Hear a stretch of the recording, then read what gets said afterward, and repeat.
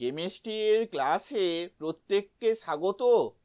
প্রশ্ন, তাপগতিবিদ্যা থেকে 32 degree centigrade তাপমাত্রাতে 4 মোল আদর্শ গ্যাস সমষ্ণ ও পরাবর্ত প্রক্রিয়ায় প্রসারিত হওয়ার ফলে গ্যাসটির চাপ 9 অ্যাটমসফিয়ার থেকে 4 অ্যাটমসফিয়ার হলো।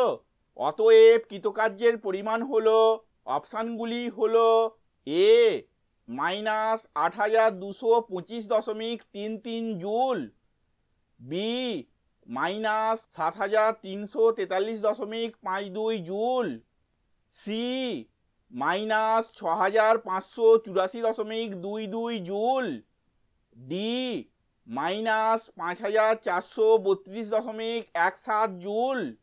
উত্তরটি হলো এ -8225.33 জুল।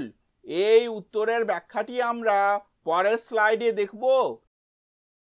এখানে দেওয়া আছে তাপমাত্রা টি সমান 32 ডিগ্রি সেন্টিগ্রেড সমান 305 কে, মোল এন সমান 4 মোল, প্রাথমিক চাপ P1 সমান 9 অ্যাটমসফিয়ার, অন্তিম চাপ P2 সমান 4 অ্যাটমসফিয়ার, গ্যাস ধ্রুবক R সমান 8.314 joule K inverse mole inverse. আমরা জানি যে সমষ্ণ ও পরাবর্ত কৃতকার্য W সমান -nRT ln P1 by P2। এই সমীকরণটিতে আমরা n, r, t, P1 এবং P2 এর মান বসাবো।